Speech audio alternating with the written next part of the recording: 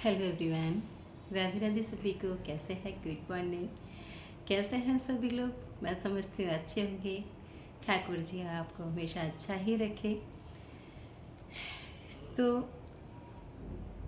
मैंने ये सोचा था कि सावन में ही पति के प्यार के गीत क्यों ज़्यादा, जितने भी सावन में गीत बने हुए हैं वो सारे प्यार के और अपने पति के ऊपर हैं।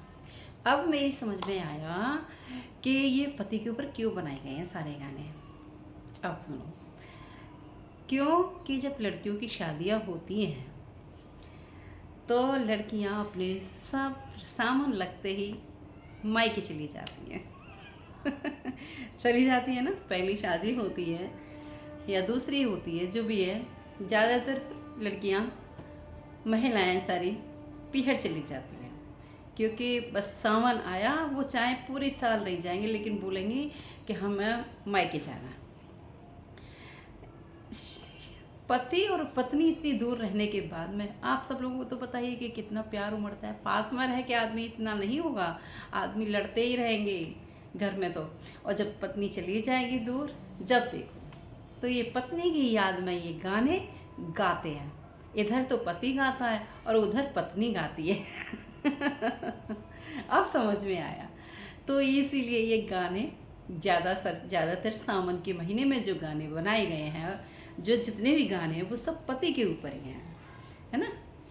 तो ये इसीलिए देखो, किसी में आया था गूगल पे कि मेहंदी लगाती हैं महिलाएं, तैयार होती हैं तो इसलिए प्यार आता है। इसलिए ना, ये तो देखो मेहंदी तो हर त्योहार पे लगती है, ये सब कुछ तो सजावट ये सब हर त्योहार पे होते हैं, ऐसा कुछ नहीं है। ये सिर्फ उसी का फ़र्क है कि दूर रह के प्यार उमड़ता है, पास में रह के लड़ाइयाँ रहती हैं ज़्यादातर मनमुटाव। क्योंकि वो अगर हर समय पास में रहता है तो आदमी, पता ही है आपको कि इतना प्यार कहाँ रहता है फिर। तो इसीलिए जब पत्नी मायके चली जाती है, पति अपने घर में बिजनेस में बिजी रहते हैं, जॉब पे बिजी रहते हैं, तो वो बेचारे जब घर पे आते हैं सूनापन लगता है, तो उनको वो गाने गा गा करके अपना समय व्यतीत करते हैं और समय पास करते हैं। उधर पत्नी अपना घर का काम किया, अपने सहेलियों के साथ मस्ती की, और जब फ्री हुई, जब पति की याद आती है तो उधर वो अपने गाने गा गा करके अपना वो समय पास करती है। तो ये है सावन में पति पत्नी के प्यार के गीत की महिमा। तो मैं कल सोच रही थी, मैंने कहा ये गाने कैसे बनाए जाते हैं, तब मेरी समझ में आया। फिर मैंने कहा इसका निर्णय ये है, इसका उत्तर ये है, इस तरीके के ये गाने बनाए गए हैं क्योंकि वो उधर और ये इधर, है ना। तो इसलिए वो गाने गा गा करके अपना वो समय पास करते हैं, समय व्यतीत करते हैं और अपना मन की खुशियों को प्रकट करते हैं। क्योंकि जब हम कोई भी गाना गाते हैं प्यार का, तो गाने में एक इतना रहस्य होता है कि वो कमी को पूरा कर देता है, मन प्रफुल्लित हो जाता है, उस गाने से खुश हो जाता है। तो ये भी म्यूजिक भी, गाने भी, ये भजन भी, ये सब जो मनोरंजन के लिए बनाया है, ये भी बहुत ज़रूरी है। आप कितने भी टेंशन में बैठे होंगे, कितने भी कहीं भी प्रॉब्लम होगी, और आप ये गाने की लाइन भी सुन लेंगे, कहीं भी, कहीं ऑडियो चल रहा है, कहीं वीडियो चल रहा है, और गाना सुनते ही आपके मन में सारी टेंशन दूर हो जाएंगी और मन प्रफुल्लित हो जाएगा। क्योंकि उस गाने में इतना रहस्य है, हर किसी गाने में है, कोई भी गाना ले लो। तो बिना मनोरंजन के भी हम नहीं जी सकते, नहीं रह सकते।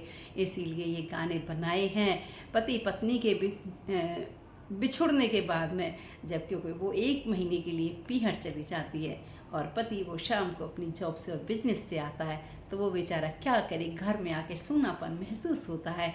2 शब्द किससे बोले, तो वो तब 2 शब्द जो है गाने में गा करके अपना वो प्यार प्रकट करता है और अपना मन को पूरा कर लेता है और उसका समय पास हो जाता है। उधर वो पत्नी, क्योंकि पहले देखो फ़ोन भी नहीं थे, वो कैसे अपना समय व्यतीत करे। अब तो फ़ोन है, क्योंकि एक तो ये फ़ोन जो चल गए ना, उन्होंने भी प्यार ख़त्म कर दिया। पता ही नहीं लगती कि कोई वहाँ है या यहाँ है, तो फटाफट से फ़ोन हो जाते हैं, तो इतना प्यार भी नहीं रहता। पहले तो माएँ भी बेटियों से बात नहीं करती थी, बेटी भी माँ से बात नहीं करती थी। जब बेटी पीहर आती थी तो देखो पूरा परिवार, पड़ोस, सहेलियाँ सब देखने के के लिए उत्सुक हो जाते थे, आतुर हो जाते थे। और अब तो फ़ोन चल गए हैं, वीडियो कॉल हो जाती हैं, डेली देखने के लिए मिल जाता है, तो इतना प्यार उमड़ता भी नहीं है, इतना कोई भावुक होता भी नहीं है। तो ये तो सब पहली महिमा चली आ रही हैं, आज की कोई नई महिमा नहीं है। तो ये बिना मनोरंजन के तो कुछ हो ही नहीं सकता। मनोरंजन में एक ऐसी शक्ति है कि हमारी कितनी भी टेंशन हो, कितना भी दुख प्रकट हो रहा हो, और मनोरंजन को सुनते ही हमारे सारे कष्ट दूर हो जाते हैं।